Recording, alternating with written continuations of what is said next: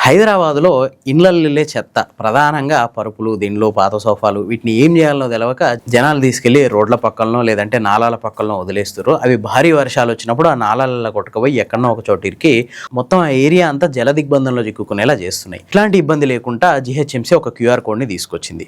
మీ ఇంట్లో ఏవైనా పాత వస్తువులు మీరు వాటిని రోడ్డు మీద పడేయాలనుకుంటున్నారు, లేదంటే వాటిని వదిలించుకోవాలనుకుంటున్నారు, ఇంట్లో పెట్టుకునే పరిస్థితి లేదు. అట్లాంటప్పుడు మీరు మీ ఫోన్‌లో ఈ క్యూఆర్ కోడ్‌ని స్కాన్ చేస్తే ఇమీడియట్‌గా దాంట్లో మీకు కొన్ని ఆప్షన్స్ వస్తాయి. మీ పేరు, మీ ఏరియా, అట్లాగే గూగుల్ మ్యాప్స్‌లో మీ లొకేషన్‌ని నోట్ చేస్తే అక్కడికి జీహెచ్ఎంసీ ఒక వెహికల్‌ని పంపిస్తది.